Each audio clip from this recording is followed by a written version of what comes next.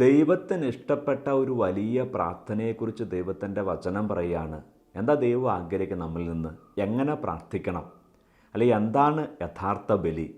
സങ്കീർത്തന പുസ്തകം 50-ാം സങ്കീർത്തനം 14-ാം വാക്യം, കൃതജ്ഞതയായിരിക്കട്ടെ നീ ദൈവത്തിനർപ്പിക്കുന്ന ബലി, അത്യുന്നതനുള്ള നിൻ്റെ നേർച്ചകൾ നിറവേറ്റുക.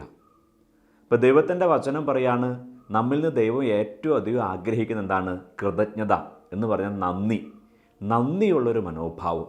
നന്ദി പറയുക, ഈശോയെ നന്ദി എന്ന് പറയുക, ദൈവമേ നന്ദി എന്ന് പറയുക. പ്രിയപ്പെട്ടവരെ, ഇത് നമ്മുടെ ജീവിതത്തിലേക്ക് നമുക്ക് സ്വീകരിക്കാം. ഏറ്റവും പ്രധാനമായിട്ട് നമ്മുടെ ജീവിതത്തിൽ യേശു നൽകിയ ഏറെ അനുഗ്രഹങ്ങളുണ്ട്. ഈ ശരീരത്തെ ഓർത്ത്, ആരോഗ്യത്തെ ഓർത്ത്, ആയുസ്സിനെ ഓർത്ത്, ഭവനത്തെ ഓർത്ത്, നമുക്കുള്ള ബന്ധുമിത്രാദികളൊക്കെ ഓർത്ത്. ഇതിലൊക്കെ ചില കുറവുകൾ ഉണ്ടാകാം കേട്ടോ. പക്ഷേ ചില കുറവുകളുണ്ടെങ്കിലും കുറേ കാര്യങ്ങൾ നമുക്ക് ലഭിച്ചിട്ടുണ്ടല്ലോ, നൽകിയിട്ടുണ്ടല്ലോ. അതിനോർത്ത് നമുക്ക് ഈശോയ്ക്ക് നന്ദി പറയാം.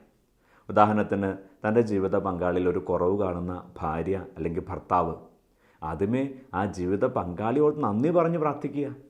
അങ്ങനെ നന്ദി പറഞ്ഞ് ആ ജീവിത പങ്കാളിയെ ഒരു അനുഗ്രഹമാക്കി മാറ്റുക. ആ ദൈവം പറയുക, കൃതജ്ഞതയാണ് ഏറ്റവും വലിയ ബലി അർപ്പിക്കുമ്പോൾ, ആരാധിക്കുമ്പോൾ ദൈവം സമൃദ്ധമായിട്ട് അനുഗ്രഹിക്കും, സൗഖ്യം നൽകും, രക്ഷ നൽകും എന്നൊക്കെ പറയുമ്പോൾ ദൈവത്തിൻ്റെ വചനം പറയുക, കൃതജ്ഞത, നന്ദി പറച്ചിലാണ് ഏറ്റവും വലിയ ബലി.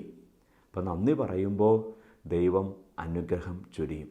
എന്തിനോട് നമ്മൾ നന്ദി പറയുന്നോ അത് കർത്താവ് സന്തോഷമാക്കി അനുഗ്രഹമാക്കി മാറ്റും. ഈശോ നമ്മെ അനുഗ്രഹിക്കട്ടെ.